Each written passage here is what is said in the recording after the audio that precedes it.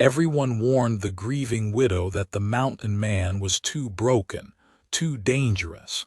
But when she bought his contract, he said something that made her heart stop. They called him wild for a reason.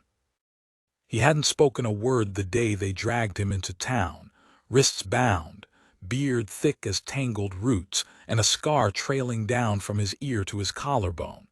He walked like an animal ready to bolt, like he didn't belong among men anymore. Some said he used to live up north near the timberline. Others swore they'd seen him punch a bear square in the jaw and walk away with the pelt on his back. One thing was sure, he hadn't chosen to come down. The marshal had caught him after a 3-day hunt through the Pine Gulch. Said he stole a rifle from a passing wagon train and then vanished into the peaks. No bloodshed, but no explanation either. Just took it and disappeared, as if the law didn't apply where he came from. And yet here he was, in the town of Stonetree, up on the auction block with a splintering work-lease board hanging around his neck. "Too wild," the blacksmith muttered to his apprentice. "Ain't no man gonna train that beast. He'll snap a spade before he digs a trench." "Why not just lock him up?" someone else murmured. "Jail's full. Judge figured if someone take his work bond, it'd be cheaper than feedin' him through the winter." The townsfolk gathered like crows, drawn to the strangeness of it all. A man who looked more grisly than human, standing barefoot in the midday sun, eyes cast down like he was halfway between sleep and something else darker. No one noticed the woman at first. She stepped out of the crowd like she'd been carved from silence itself. Widow's black dress still clung to her thin frame, though it had been nearly a year since her husband was buried up on the ridge beside their barn. Her name was Clara Hallow, and if grief had a face, it might have looked like hers: tired eyes, hands that trembled only when no one was looking, and a voice that hadn't raised above a whisper since the accident. She walked straight toward the platform, eyes fixed not on the crowd or the sheriff or the bidding sheet pinned beside the man, but on the man himself. "Ma'am," the auctioneer blinked, startled. "You sure you wanna?" "I'll take him," she said softly yet firmly. "What's the bond?" A hush fell over the street. $1, just $1.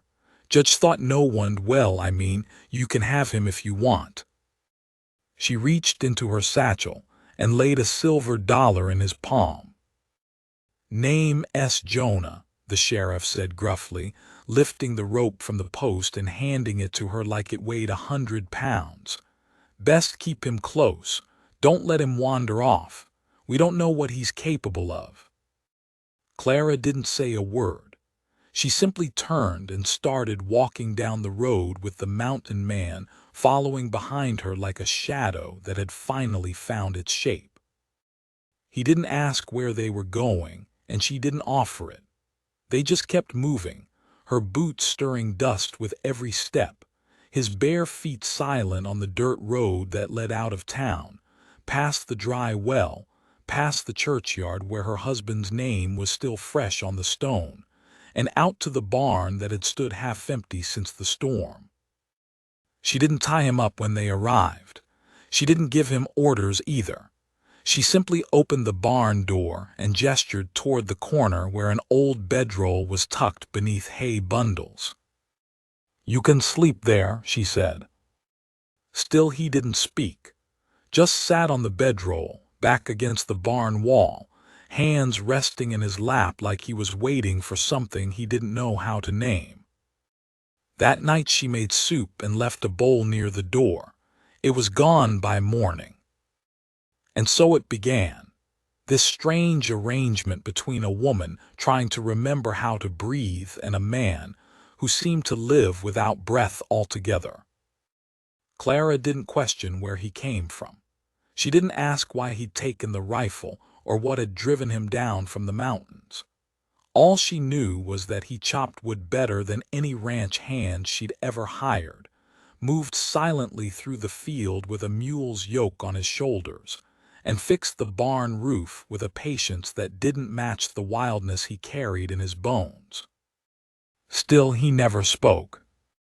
Until the night the storm came. It came fast and mean, wind howling like a pack of wolves, tearing shingles from the cabin roof. Clara rushed outside to tie down the wash line, skirts flapping, rain already needling her skin. Lightning cracked somewhere above the ridge, and suddenly he was there, grabbing her arm, pulling her beneath the awning before another bolt struck the ground 10 feet from where she'd stood. She gasped, soaked through, breath caught in her chest. He was close, too close, eyes fierce, jaw tight. And then he whispered it. Not a shout, not even a full sentence, just a few words, quiet, almost reverent. Can't lose you too. Her knees buckled. She hadn't heard those words since the day her husband passed, whispered weakly from his lips as he lay bleeding after the wagon crushed him beneath the axle. No one else knew, no one else could have known. She stared at the mountain man, thunder roaring around them, her breath frozen in her throat. "What did you say?" she managed, voice trembling. He blinked once, as if confused, then turned and walked away into the rain. She didn't sleep that night. Couldn't. Sat up by the fire with the blanket around her shoulders, heart hammering like hooves on frozen ground. The next morning he was gone. And so was the mule. She searched the barn, the field, even the stream bed where her husband used to fish. Nothing. But there, etched into the dirt beside the barn, was a single line drawn by a stick. "I remember." It made no sense. And yet somehow it made all the sense in the world. Because her husband had always said it too. When she forgot where she put the matches, when she burned the bread, when she couldn't stop crying after they buried the baby that never drew breath. "I remember," he'd say, pressing her hand to his chest. "I remember all the good, Clara, even when you forget." She fell to her knees beside the dirt line and wept for the first time in a year. Whatever this man was, he carried something that didn't belong to him. Or maybe something that had always belonged to her. The trail he left was faint. A broken reed near the stream, footprints half filled with morning rain, a few short strands of mule hair caught in the briar fence down near the south hollow. But Clara had learned how to read absence better than most. After a year of living with empty spaces, his side of the bed cold, his boots never scuffing the porch again, she knew how to sense when someone had passed through and not come back.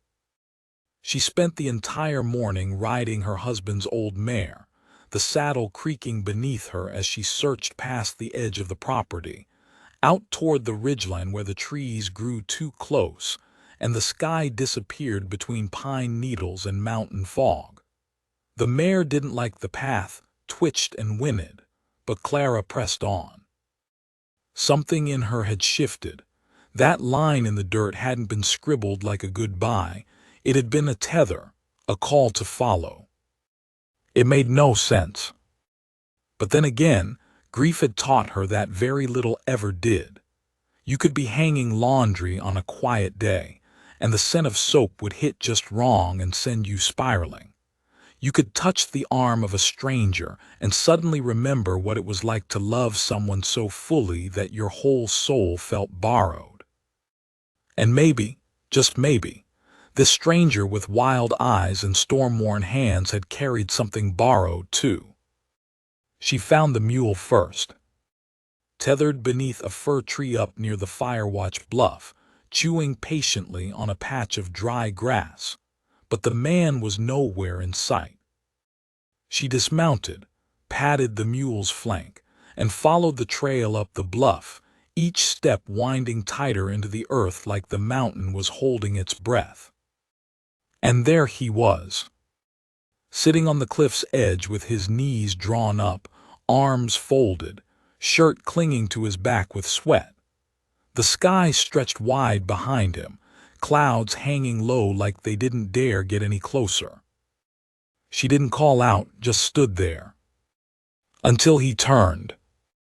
He didn't look surprised, didn't even blink. "I didn't mean to scare you," he said, voice quiet and husky like it had been dormant too long. She stared, heart pounding. "You remembered," she said softly. He nodded once. "I dreamed things," he murmured. "Things that ain't mine, faces I never met, names I don't know how to forget." She stepped forward slowly. "What kind of things?" He kept his gaze on the valley below.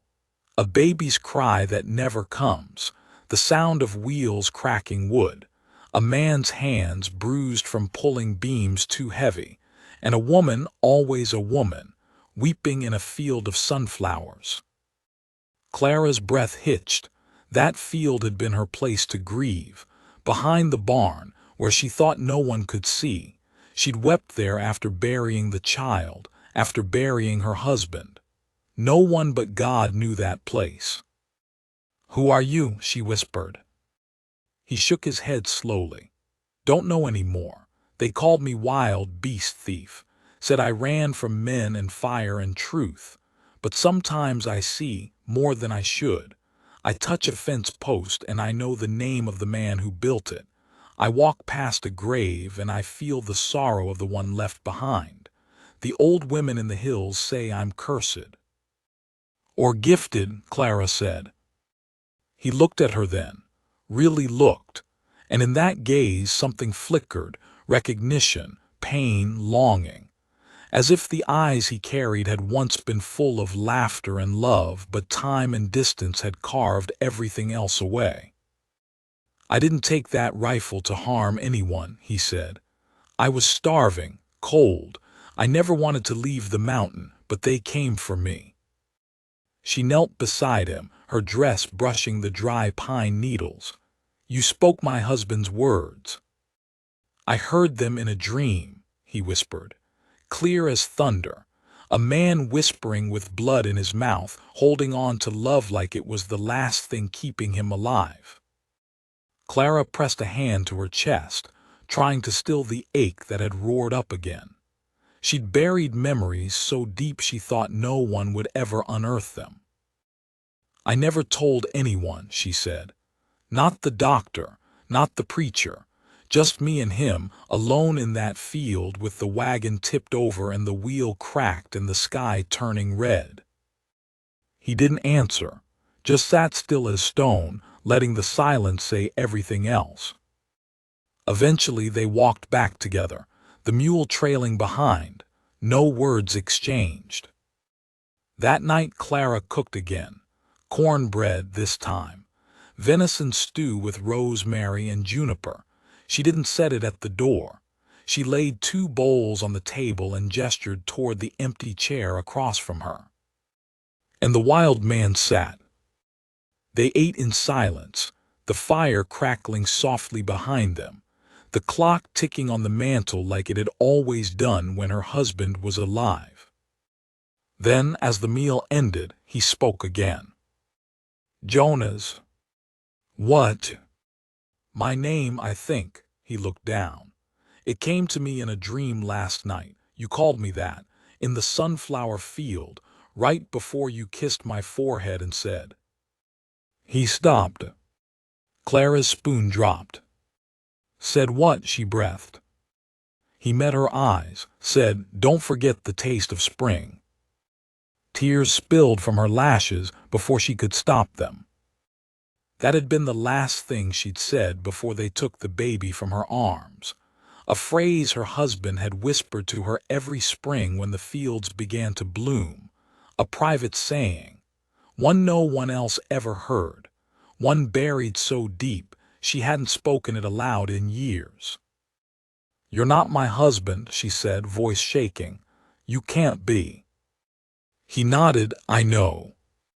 But you remember things only he knew." He nodded again. I don't know how. She rose from the table, pacing, breath tight in her chest. The room felt too small, the shadows too long. Did someone send you? She asked. Is this a trick, a cruel joke? No, Jonas whispered. I wish it were. She turned toward him, fists clenched. Then what are you, a ghost, a vessel? Are you possessed by my husband's soul? He didn't flinch. I'm just a man, he said. But your pain, your memories, they're part of me somehow. I don't understand it, but I feel them, like echoes I can't stop hearing. Clara sank into the chair, trembling. It's not fair, she said. It's not fair to hear his words in another man's mouth. I know, he said. Then why do you say them? He looked at her, then with such sorrow it nearly broke her in two. Because something in me wants you to remember. They sat there for a long time, the air heavy with the weight of things unspoken. Outside the wind shifted, coyotes yipped in the distance. Finally Clara stood and walked to the barn door. She looked back once. Come morning, she said, voice raw, you can leave if you want, I won't stop you. He said nothing, just watched her disappear into the house. But when she woke the next morning, Jonas was still there, splitting firewood in the yard, the sweat glistening on his brow like a man who belonged. And that terrified her more than anything else. For days, Clara watched him from behind the curtains. He worked with a quiet discipline that reminded her so much of her husband it scraped her nerves raw. The way Jonas handled an axe, the careful line of his shoulders when he walked the fence row, the patience he showed with the old mule who needed coaxing at every post, all of it mirrored the man she had buried 2 winters before. But it wasn't just how he moved. It was what he didn't do. He never pried. Never asked about the grave behind the house, where wildflowers now grew up between 2 wooden crosses. Never questioned why the bedroom at the end of the hall stayed locked. Never touched her without permission, though his eyes sometimes lingered longer than he realized, and there was always that unspoken grief glinting in the depths of them, like someone who knew loss too intimately to speak it aloud. She kept her distance mostly, not because she feared him, because she feared what might happen if she let herself hope. The town hadn't forgotten the sale. The whispers still floated through the dry goods store behind church pews near the post office where the girls gossiped like wind chimes. Clara Atwood's gone and bought herself a man, they'd say with raised brows and lowered voices.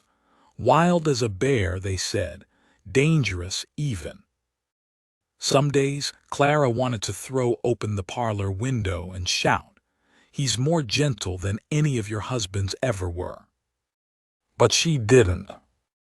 She just went about her business, sewing, canning, mending broken chicken coops, and let Jonas sleep in the loft above the barn where her husband once kept saddle gear.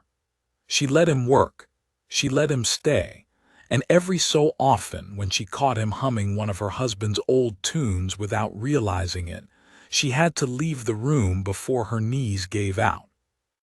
One evening, she found herself standing at the foot of the garden, staring at the bent tomato cages, the overgrown lettuce, the weeds that had taken over like a tide. Jonas came up beside her, wiping his hands on a rag. "You plan on saving this?" he asked gently. She shook her head, arms crossed. "I gave up on it." "Why?" "Because the soil turned sour after he died. I tried the first spring. Everything just wilted, like it was grieving too." He knelt and pressed his palm to the earth, like he was listening. After a long pause, he looked up. "Let me try." She blinked. "Why?" He didn't answer at first. Then, because something tells me you need to see things grow again." So she let him. And over the next week, he worked the earth like he was coaxing a soul out of it. Dug deep, turned compost, planted carefully. She watched from the porch, heart tight, wondering how a man who barely remembered his own name could remember the rhythm of how her husband once tilled that exact same bed. The same method, the same quiet hum under his breath, the same reverent way he treated the land. And then came the letter. It arrived on a Tuesday, carried by a courier on a gray mare, sealed in red wax and marked from a law office in Boise. Clara opened it at the kitchen table, and the room swam as she read. A mining company had purchased the land adjacent to hers, land her husband had once considered buying, and now they wanted rights to dig under her eastern pasture.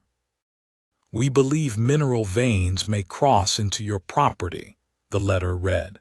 "We are prepared to offer financial compensation." Clara stared, breath gone. The eastern pasture was where she'd buried the cradle, the one they never got to use. She de-buried it herself, late one night, the cradle her husband had built with his own hands, because she couldn't bear to look at it, but she couldn't throw it away either. That land wasn't just soil, it was memory, sacred memory. She crumpled the letter and tossed it in the stove, flames devouring it whole. Later, Jonas found her sitting outside, arms wrapped around her knees, eyes red. "Something happened?" he asked, crouching near. She nodded slowly. "They want to dig up the land, the part that matters." He didn't ask what part, just waited. "I buried something out there," she whispered. "A cradle made from pine, his hands carved every inch. We never even got to place her in it." Jonas lowered his gaze. "The baby?" She nodded, unable to speak. He stood slowly. "Then we won't let them take it." She looked up. "How?" "I'll find a way." "You can't fight a mining company." "I can try." And the way he said it, it wasn't bravado. It was conviction, like a man who had nothing left to lose but still chose to stand. The next morning he rode out early, took the mule, a satchel of jerky, and the deed papers Clara gave him. He didn't say where he was going, just touched the brim of his hat and promised to come back. She waited. One day passed. Then two. By the third day, she began pacing the porch, heart thudding. By the fourth, she hitched the mare and set out after him. She found him on the edge of town, near the surveyor's office, speaking with a gray-haired man in spectacles who held a magnifying glass over the old boundary lines. Jonas turned when he saw her, eyes bright. "They never filed proper mineral rights," he said, breathless. "They assumed the claim crossed your land, but the survey's off by 30 yards. The cradle's safe." Clara blinked. How did you?" "I remembered," he said simply. "A voice in my head whispering about pine markers buried near the ridge. I dug and found them." She stared. "That voice," she whispered, "was it mine?" He nodded, only it sounded older. That night, after the sun sank low and the air grew warm with the scent of honeysuckle, Clara found herself sitting on the porch beside him, 2 mugs of chicory between them. No words, just the creak of the rocker, the chirp of crickets, and the steady rhythm of 2 hearts trying to find their way through the dark. After a long silence, he spoke. "There's something else." She turned. "I saw your face before I met you," he said. "In a dream. You were kneeling by a grave, whispering to the wind, and I knew deep in my chest that I'd spent 1,000 lives looking for you." Clara closed her eyes, tears welling. And I saw you too, she whispered. Or someone like you. I just never thought you'd actually come. He reached out slowly, cautiously, and took her hand. It was rough and warm and trembling like hers. Neither pulled away. Not that night. And when the stars broke through the clouds and spilled across the heavens, they stayed like that, hand in hand, past and present colliding in a silence that said everything words could not. It rained the next morning, slow and steady, the kind of rain that soaked the earth gently like it was asking permission to enter. Clara stood at the window with a shawl around her shoulders, mug in hand, and watched the drops glide down the panes like tear trails. She hadn't slept much, not because she was afraid, but because something inside her had shifted, something she hadn't felt in years. Jonas had made her feel safe. Not just with his strength or his promise to protect the land. It was deeper than that. It was in how he listened, how he sat beside her without demanding anything, how he touched her hand with reverence, like he knew what she'd buried in the cradle beneath that pasture. He was quiet that morning, too. Sat on the porch sharpening the old axe without saying a word, his jaw tight and eyes lost in thought.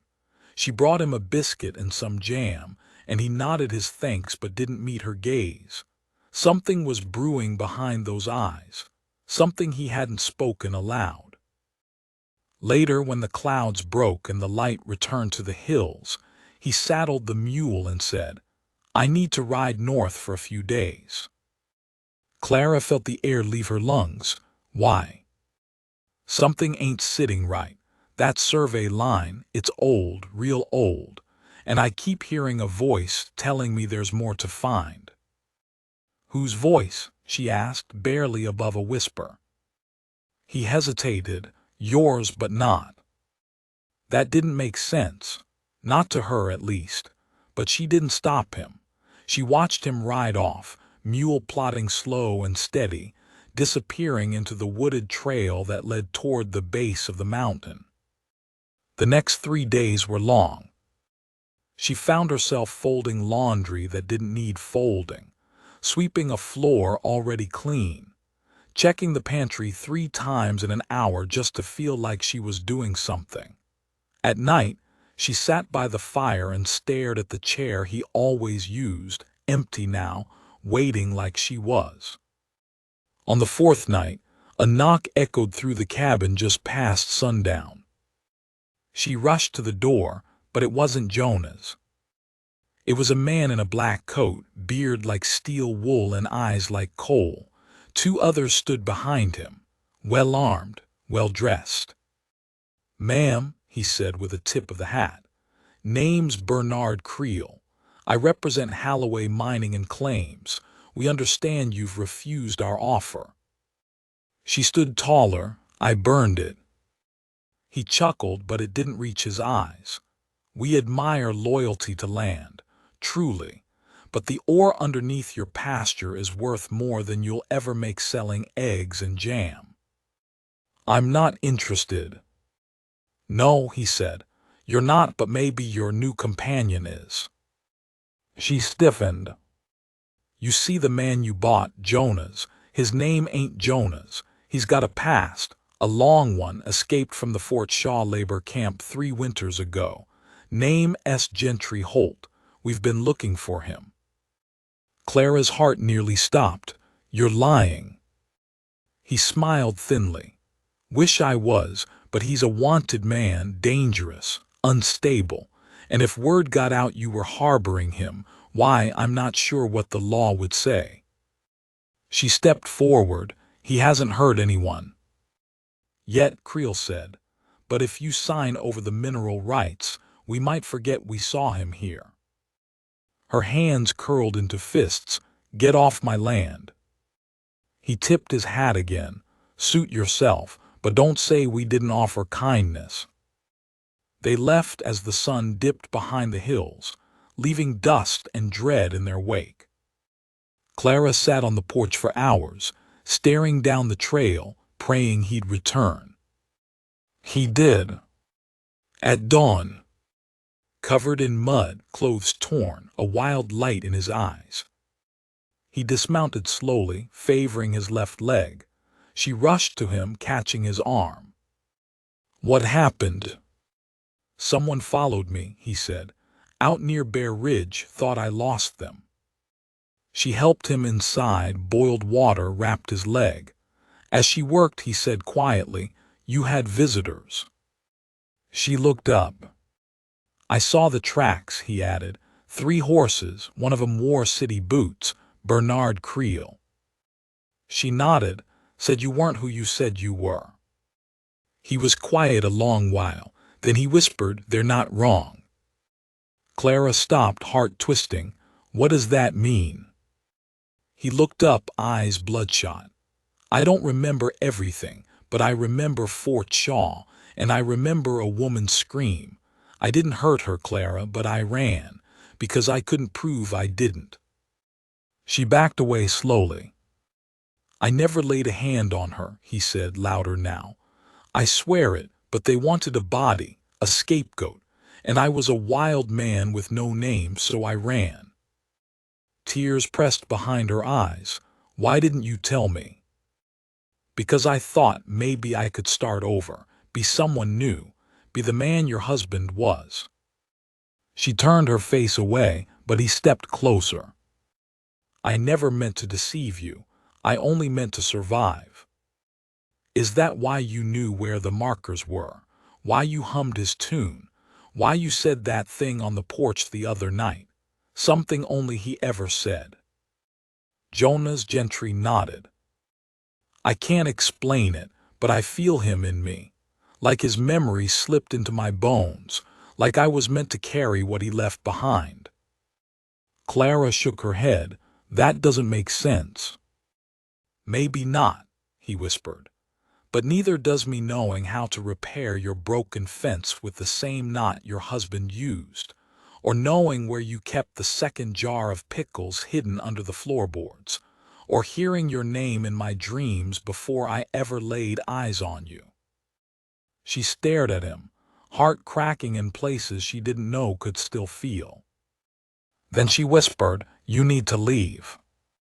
He blinked. "Clara, if Creel's right, they'll come back, and I can't protect you." "I'm not leaving you." "You have to. If they take you, you'll never come back. And I can't," her voice broke. "I can't lose another man I care about." He stepped closer, gently took her face in his hands. "Then let me fight for you." Her hands found his wrists. "How?" "We dig not for ore, for truth. I think I found something up north. A ledger, names, times. If we can prove I was working in the outer camp the night that woman screamed." Clara's eyes widened. "Then they can't touch you." He nodded. "But I need time, and I need you to trust me." She didn't speak, just closed her eyes, then leaned forward and rested her forehead against his.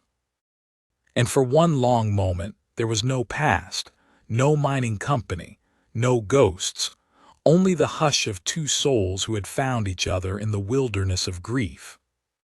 That night she slept in the rocker by the fire, holding a worn page from the ledger he'd copied. His handwriting, firm and sure, a single entry circled twice. Gentry Holt, Site 3D, logged in, Jan 3600 p.m. Logged out, Jan 4600 a.m.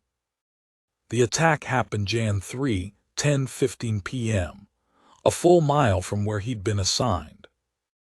It was a start. And for the first time in years, Clara Atwood allowed herself to hope.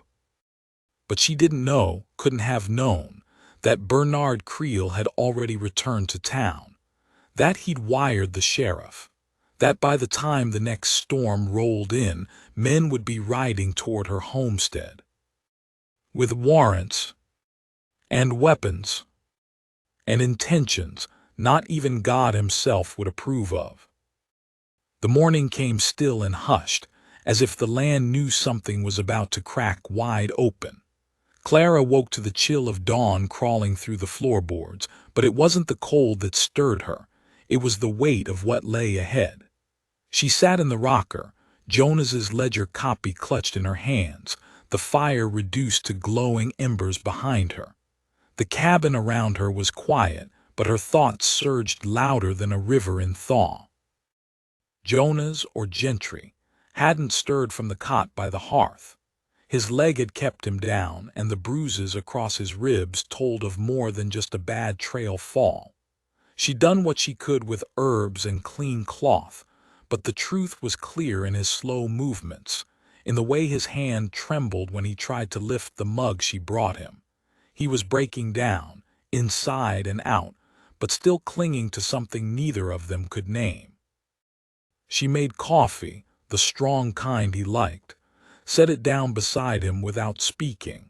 He didn't open his eyes but gave a weak nod of thanks. She sat across from him, watching the steam rise. "I need to know something," she said finally. His eyes opened, slow and wary. "When you said those words on the porch, the ones my husband used to say, how did they come to you?" He turned his face away. "I don't know." "Try." He let out a breath. "There's a sound. I can't describe it, like wind through trees, but deeper. Sometimes when I'm asleep, it turns into words. And the first time I saw you, I heard that voice say it clear as daylight. She don't talk loud, but the world hushes when she speaks." Her chest tightened. That exact phrase, not just the words, but the cadence. Her husband had whispered it the first time she ever cried in front of him. Jonas had no way of knowing that. No one did. "It scares me," he added, "because I don't know if I'm remembering or if someone else is remembering through me." She reached for his hand. "Maybe it doesn't matter. Maybe what's real is how you treat me now, not who you were." He looked at her, something unspoken flickering behind his eyes. But the moment shattered with a knock at the door. 3 hard raps, followed by silence. Jonas tensed, hand inching toward the rifle tucked beneath the table leg. Clara rose and crossed the room, placing herself between him and the door.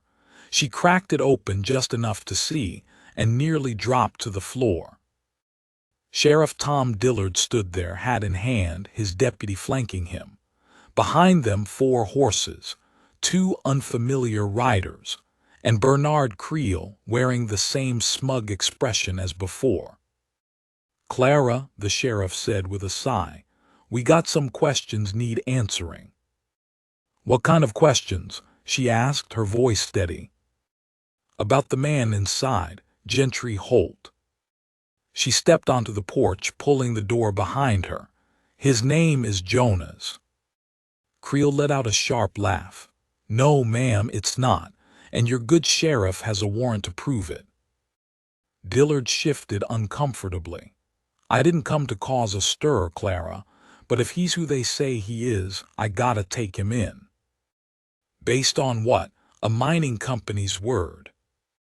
"Based on a warrant issued by Fort Shaw 6 months ago." Her hands shook, but she steadied them against the railing. "And what happens to him if you do?" "He gets tried," Dillard said. "Proper this time." Clara stepped closer. "They already tried to kill him once. Do you think they'll stop now?" Creel stepped forward. "We're prepared to be merciful. If she turns him over, we won't press trespassing charges for the time he's been on our claim." "You're lying," Clara said. "We'll take him regardless," Creel snapped. "But if you interfere, you'll be arrested for harboring a fugitive." Dillard raised a hand. "Let's not escalate." Too late. The cabin door creaked open behind her. Jonas stood there, rifle in hand, blood seeping through the bandage on his leg. "She's not harboring anyone. I'm right here." Creel smirked. "Well, that was easy." "No, it's not," Jonas said, "because I'm not going anywhere without a hearing. A real one with evidence. There is no hearing, Creel said. There's just a transport wagon and an empty cell. Then you'll have to take me dead. The rifle leveled.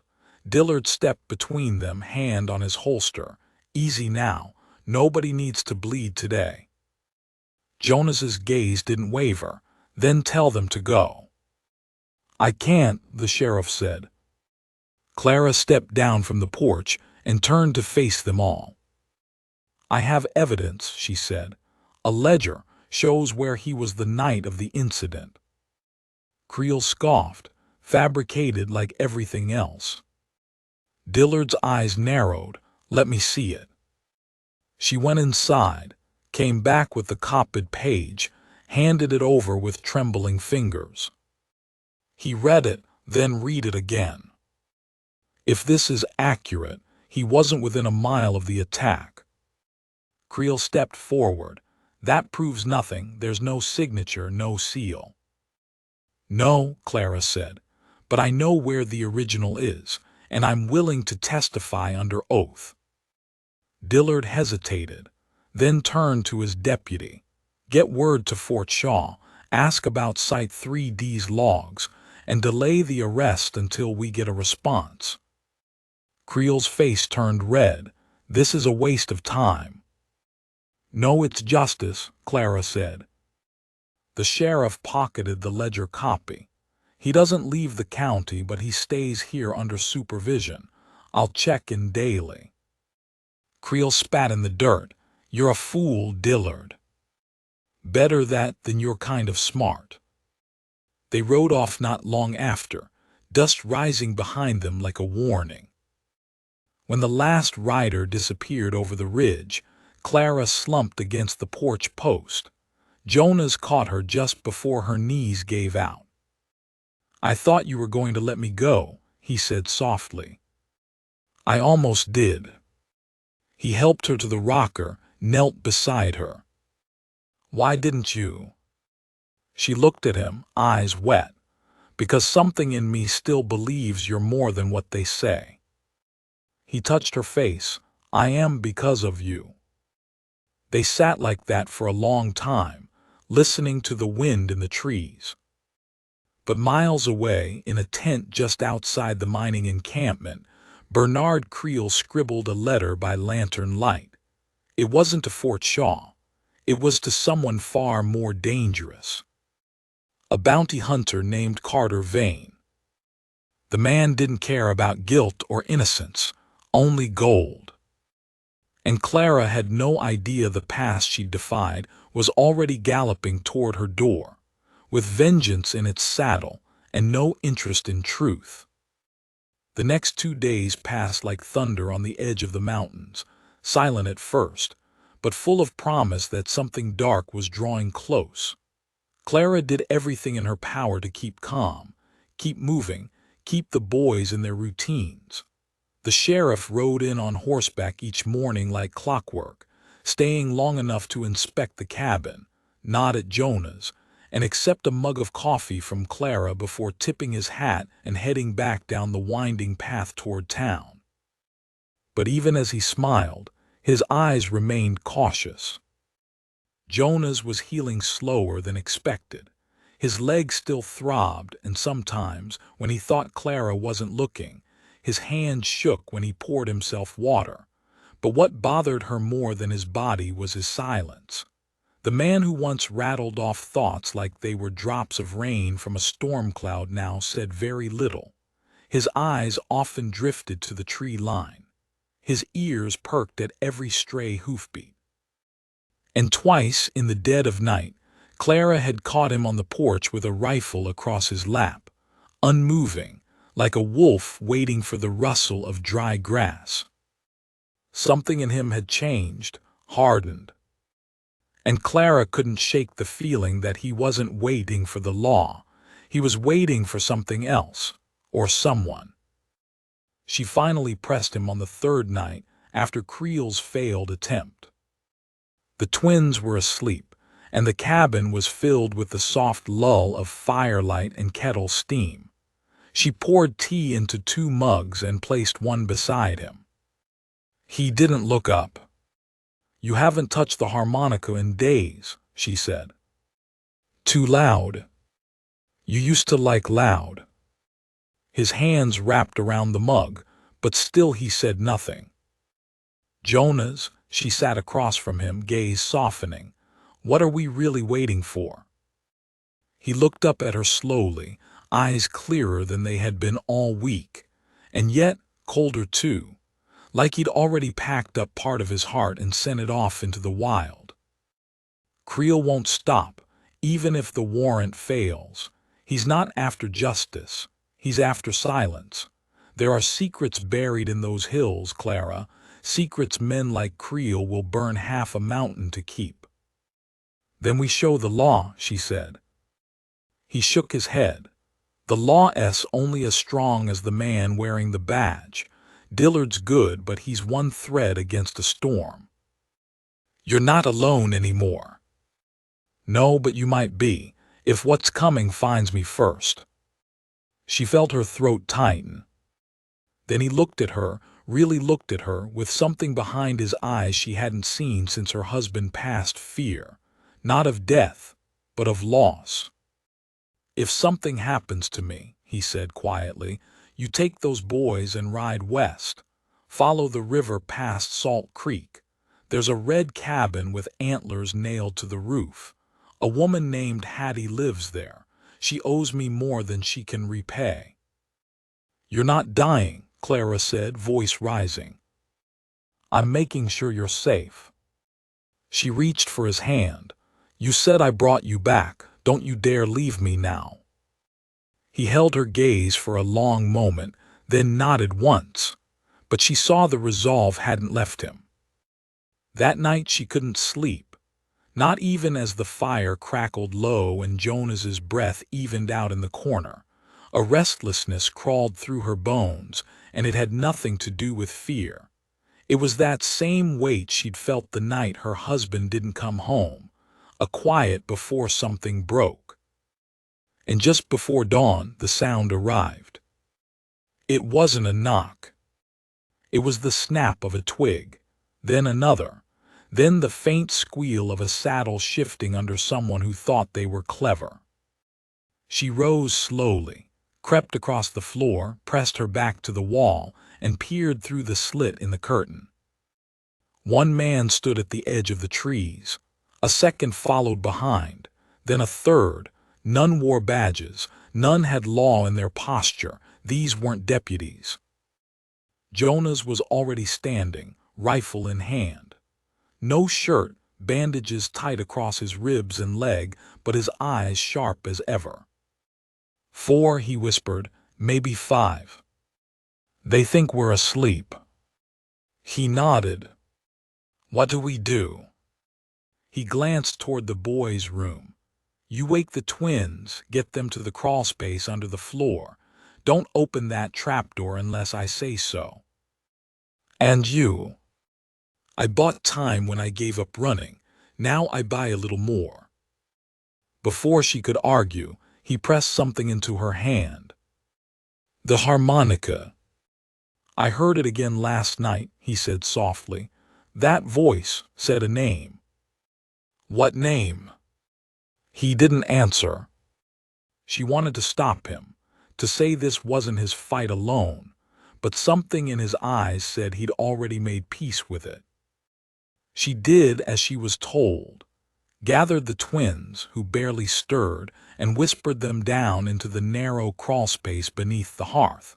She kissed each of their foreheads and placed the wooden panel back. Jonas helped her slide the rug over it just as the first rock hit the window. Shattering glass exploded across the floor. Then a voice, low, drawling, and filled with mockery. "Come on out, Holt. No need for your widow friend to get caught in the mess." Jonas stepped forward and opened the cabin door wide. The wind whipped through, catching the firelight in his hair. "Still alive," he said. "Guess that bounty hunter ain't worth the dust on his boots." A shadow moved, Then a tall man stepped out from behind a tree. Clara froze. He looked more wolf than man. Scar across his cheek, long coat streaked with dried blood and red clay. His rifle wasn't slung. He carried it like it was part of his spine. "You must be Carter Vane," Jonas said. "I must be." "You kill for coin." "No, I kill because some men need killing. The coin just makes it sweet." Jonas stepped onto the porch. "You've come all this way. Let's talk like men." "No fun in that," Vane said, raising the rifle. But Jonas was faster than Clara had ever seen him move. The shotgun barked, one of the shadows dropped, then another.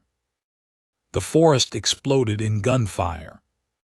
Clara dropped to the floor, hands over her ears, praying harder than she'd ever prayed in her life. She could hear Jonas shouting, telling her to stay down to protect the boys. Then the back door burst open. Not Vane. Creel. He'd circled behind. He grabbed her arm, wrenched her up. "You think this ends with him?" he snarled. "You think you can rewrite truth?" She kicked at him, bit his hand, but he was too strong. He dragged her toward the door. Then in the swirl of ash and smoke, Jonas appeared. Blood running down his leg, bruised and burning, but standing. "No," Jonas said. Creel raised his gun. Jonas didn't hesitate. He fired once. Creel staggered, dropped Clara, and crumpled like a felled tree. Vane's voice rang from the trees. "I'll be back for you, Holt." But then there was silence. The wind shifted, and when Clara ran outside with the rifle, there was nothing but a smear of blood and empty woods. The law arrived the next morning, after hearing the gunfire echo down the mountain. Dillard found 4 bodies, one badly wounded bounty hunter who never spoke a word again, and a cabin still standing barely. Jonas didn't speak much that day. But that night, when the children were asleep and Clara sat beside him by the fire, he looked over and said something soft, barely a whisper. "Wherever he is now, your husband, he's not afraid anymore." She looked up. "Why?" "Because he knows you weren't left behind." Her heart ached at the truth of it, but in the silence that followed, something inside her shifted, not broken, not burned. Whole. The wind hadn't yet calmed when the sheriff's men rode off at dawn, dragging the last of the bodies down the mountain for identification and burial. Jonas sat on the porch with his injured leg propped on a stool, wrapped in fresh bandages Clara had torn from the linen sheets she swore she'd never use again. She didn't tell him, but she hadn't planned on using them unless it was for a wedding bed. She never said it aloud. He never asked. But in moments like that, silent but not quiet, still but not restful, things passed between them that needed no words. The twins tiptoed around him that morning, not because they were afraid of Jonas, quite the opposite. They stuck near him like little shadows, silent protectors who had seen him stand in front of death itself and not flinch. Jesse, the smaller one, placed his ragged toy horse next to Jonas's boot, then said in his whisper voice, "He keeps nightmares away." Jonas picked up the toy and turned it over in his hand, the stiff leather cracked and patchy. "So do mountain men," he said. Later that afternoon, Clara found him standing beside the fence, staring out into the trees where Vane had disappeared. His hand rested on the post, thumb tapping rhythmically, as though trying to coax meaning from the wind. "He's still out there," he said without looking back. "He'll be long gone by now." "No, he doesn't leave jobs half done. He's waiting to see if I limp or stand." She moved beside him, placing a hand on his arm. Then let's show him how we stand. But even as she said it, a feeling churned in her gut, a heaviness like the ground beneath them hadn't finished shifting. That night the sky broke open in a thunderstorm so violent it nearly tore the roof off. The boys whimpered in their beds, and Clara lay wide awake, watching the lightning outline the shape of Jonas pacing by the hearth, rifle slung low. The storm might have been natural, but something in it felt like an omen, a warning. Come dawn the clouds cleared, but nothing felt clean. 2 more days passed. No sign of Vane, no tracks in the mud, no disturbed branches along the trail. And yet Jonas didn't let his guard down. He insisted on going out to cut more firewood despite his leg, said they needed to be ready for the first true frost. Clara tried to argue. She lost. He took the axe and limped into the woods, but not before kissing the top of her head. That single kiss said more than hours of speech ever could. When he didn't come back by nightfall, Clara's heart began to race. By morning it was galloping. She bundled the twins in blankets, saddled the mule, and rode toward the direction he'd taken. The tracks were faint, half-washed by last night's rain, but she followed them. Trees began to thin. She called his name. No answer. The deeper she went, the more the silence pressed in, like the forest had swallowed its breath. Then she found the axe, buried in the trunk of a tree, its blade coated in dark crimson. Next to it, a torn scrap of Jonas's flannel shirt. And beyond that, drag marks, not of prey, but a man who hadn't gone willingly. Her fingers gripped the reins so hard her knuckles turned white. She wanted to scream. Instead, she dismounted, tied the mule to a tree, and pulled the small revolver Jonas had left for her from her coat pocket. She followed the marks, every step whispering his name in her heart. Please, God, please, don't let him die for me. They led her to a small cabin hidden behind a curtain of brush. Old, abandoned, except it was. There was smoke rising faint from the chimney, and a flicker of movement behind the shuttered window. She crouched low, circling to the back. A small cellar door was half open. She peeked through it, and her heart nearly gave out. Jonas was tied to a chair. Blood on his face, shirt gone, ribs wrapped in fresh bruises, but alive. Standing before him was Vane. He wasn't speaking, just sharpening a blade against a stone, slow and methodical. Clara didn't wait. She crept forward, shoved the cellar door open, and burst in with her revolver raised. "Step away," she said, voice shaking. Vane looked up, surprised, but not afraid. "Look who's come," he said softly, "the widow." "Let him go." "You don't know what you're doing, miss. I know you're a coward who couldn't face him in daylight." Vane laughed. "You think you've seen monsters. You haven't, not yet." She fired a shot at his feet. He flinched but smiled. Jonas stirred, lifting his head. "Clara." "I'm here," she said. "I'm not leaving." "You need to run," he rasped. "He's not alone." Too late. Another figure stepped into the doorway behind her. But before the man could grab her, Jonas lunged forward, breaking the chair in half as he rammed his weight into Vane, sending them both sprawling. Clara spun and fired again. The second man dropped. Then she grabbed a shard of wood from the broken chair and drove it into Vane's side as Jonas held him down. Vane howled. Jonas didn't let go. "You shouldn't have touched her," he growled. Vane's eyes widened. That voice. And then he whispered something Clara couldn't hear, something that made Jonas go still. What did you say? Jonas hissed. Vane laughed, blood bubbling on his lips. He said that same thing to me before I gutted him. Clara stepped back. What did he mean? Jonas stared down at Vane. He knew your husband. Vane nodded. He screamed your name when he died. Clara staggered. Jonas looked up. Tell me the truth. What did you say to him? What did he say back?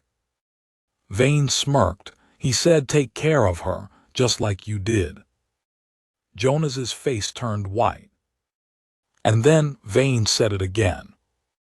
The phrase, whispered like it, had come from beyond the grave. Only Clara and her husband had shared that phrase. A secret phrase, spoken in their final dance before bed every night. Forever starts at sunrise. Tears filled her eyes. Her knees gave out. Vane laughed once more, then stopped. Jonas's fist had closed around his throat. I don't know how you heard that, Jonas said, but you just made peace impossible. And with one swift motion, the last breath left Vane's chest. Later, when Jonas limped from the cellar, bloodied and bruised, Clara was already holding the mule's reins. The twins waited in the saddle. She didn't say a word. She just reached for his hand and placed the harmonica in it. You spoke the words only he and I knew, she said quietly. But they didn't come from you, did they? Jonas looked down at the harmonica. No, they came in a dream. The night before I met you, he said. Take care of her. She won't ask for it, but she needs it. Why you? I don't know. She leaned into his side. You're wrong, she whispered. I did ask for it. The day I bought you from that chain post, I asked God for a miracle, and he gave me one. Jonas looked toward the horizon, where the sun was just beginning to rise. And in the hush of dawn, he whispered it again, not in her ear but to the wind. Forever starts at sunrise. The phrase was no longer borrowed. It was his now, too. The sunrise didn't feel ordinary. Not that morning. Not after everything. It broke over the mountains slow and golden, like it was laying hands on old wounds, trying to bless what the dark had nearly destroyed. Clara stood barefoot on the porch, the hem of her dress fluttering in the breeze, her hair still tangled from sleep. She didn't reach to fix it. Her hands were folded at her stomach, the way they always had been when she was praying, except this time she wasn't asking for rescue. She was giving thanks. Behind her, Jonas stepped out of the cabin on a crutch he carved himself the night before. His ribs were wrapped tight, his eyes still swollen, but his jaw was firm and he stood tall. Jessie says you made the sun come up, she murmured, not turning around. Jonas exhaled softly. It was you. You kept me breathing, you and that revolver of yours. She smiled faintly. He also said you sleep with one eye open and one foot in heaven. That made Jonas chuckle, though it hurt to do so. He leaned beside her, his hand brushing hers. She didn't pull away. You look like you're waiting on something, he said.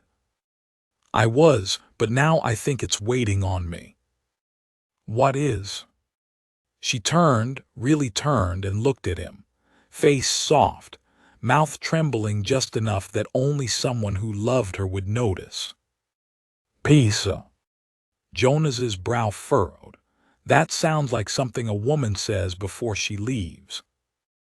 No, she said. That's something a woman says when she's deciding to stay. Jonas swallowed hard. His fingers twitched like he wanted to reach for her but wasn't sure it was allowed. The boys love you, she said. I know. And I think, her voice wavered, I think I love you too. Jonas closed his eyes. But I won't ask for anything you're not ready to give, she added. Not after what you've been through. He opened his eyes again and turned his palm up. You already asked the day you bought me. She looked down at his hand. Slowly, she placed hers inside it. You were never mine to buy, she whispered. Then why'd you do it? She smiled, lips trembling. Because I was scared, because I was tired, because I wanted someone strong enough to lift the grief off my chest for 5 minutes. And then you looked at me, like I wasn't broken. He shook his head gently. I never said you weren't broken, I said I was too, and maybe that's why we fit. She stepped into him then, gently, resting her head against his chest. His heart beat steady, solid beneath her cheek. And then from behind them, a little voice shouted. Jonas kissed Mama. They broke apart to see Jesse and James standing in the doorway, giggling like mad. I did not, Jonas said, flushing red. Did too, James pointed, triumphant. Clara laughed, a real laugh, unguarded and loud and bright. Jonas shook his head, muttering something about tattletales and wooden spoons. They spent the rest of that morning in quiet joy. Jonas showed the boys how to shave bark off sticks for roasting. Clara kneaded dough with the twins beside her, their tiny flour-dusted hands trying to mimic her every move. The cabin, once silent with sorrow, now echoed with the sounds of a life being lived again. But peace was a fragile thing, and the world, cruel as it was, rarely let you keep it for long without testing if you truly deserved it. Just before noon, a rider came up the trail. Clara spotted the dust first. Jonas rose from the chopping block, crutch in one hand, axe in the other. The rider came fast but not recklessly. It was the sheriff. He dismounted, his eyes bouncing between Jonas and Clara. I come bearing news, he said grimly. Clara stepped forward, good or bad. He took off his hat, ran a hand through his silvering hair. Depends on how you look at it. What happened? Jonas asked. The sheriff sighed. We found Vane's journal. Jonas stilled. Clara's breath caught. Turns out the man kept track of everyone he hurt, the sheriff continued. And he wasn't just hurting people for sport, he was being paid. By who? Jonas asked. Name at the bottom of nearly every page was McKinnon. Clara nearly dropped the bowl in her hands. No. Jonas stepped forward. You sure? Handwriting match, signature, ledger numbers, it was him. Jonas clenched his jaw. He's supposed to be dead. He was, we thought, but someone's been pretending to be his nephew, running the ranch up north. Turns out that is McKinnon. Scarred, gaunt, calling himself Arlen now. Changed his name after the feds came looking. Clara's legs wobbled. She gripped the edge of the table to steady herself. So what now? Jonas asked. The sheriff looked between them. Now I think he's coming for you. Jonas's jaw flexed. Let him. No, Clara stepped in. We're not waiting for him to hurt more people. Jonas looked at her, surprised. She met his gaze, eyes blazing. We finished this, for my husband, for everyone Vane and McKinnon used like tools. Jonas hesitated only a second, then nodded. The sheriff tossed Jonas a folded piece of paper. Map to where we think he's holed up. We can go together. Jonas caught the paper, eyes narrowed. No, I'll go first. Clara raised a hand. Not without me. The sheriff shook his head. You got kids. And I've got rage, she said. That's worth something. Jonas didn't argue. He knew better than to try. They rode out that afternoon. Clara, Jonas, and the sheriff, leaving the boys with a kind widow down in the valley who had once lost her own and never stopped hoping for another chance at mothering. The twins cried, but Clara promised, "This time we're coming back." She meant it. The trail was cold by the time they reached the foothills, but the map was good. By nightfall, they spotted smoke curling from a cave mouth near an old mining shaft. Jonas went in first. Inside, McKinnon was already waiting. He hadn't aged well. His beard was patchy, teeth yellow, face haunted, but his eyes were sharp. "You took everything from me," Jonas said coldly. "No," McKinnon replied, "you gave it away. You hired men to kill children, to burn homes." McKinnon laughed. "They were just names on a page. Only one I wanted was yours, but you kept hiding like a coward." Jonas stepped forward. "You're right, I hid. I was ashamed, but not anymore." And then Clara entered. McKinnon froze. His smirk dropped. "You." She didn't let him finish. She raised her husband's old revolver. "You whispered something to him when he died. You remember." McKinnon sneered. "You told him, I hope she breaks." Clara's eyes blazed. "Well, I didn't." She pulled the trigger. One shot. Straight through the chest. Jonas caught her before she fell. The adrenaline had masked the pain in her ribs. She'd been bruised worse than she let on after that last fight. But she stayed upright, held the gun steady, watched McKinnon slump to the ground, gasping, reaching for a breath that never came. It was over. Truly this time. They buried him in the mine he'd been hiding in. Let the dust keep him. And when they returned home, the boys ran to them, shrieking with joy. The widow clapped and wept and said she'd never seen a woman ride so straight-backed into danger. Clara smiled and took Jonas's hand. Later that night, by the fire, Jesse crawled onto Jonas's lap. "Are you our papa now?" he asked sleepily. Jonas looked at Clara. She nodded once. Jonas held the boy closer. "Yes," he said, "if you'll have me." "We already do," James said from under the blanket. "Mama, too." Jonas looked at Clara. She was watching the fire, not him, but the corner of her mouth turned up in a smile. And as the fire cracked and the wind whispered around the house, Jonas leaned toward her, brushing his lips against her temple. He whispered again. Words only one man had ever said before. "Forever starts at sunrise." Only this time it wasn't borrowed. It was theirs.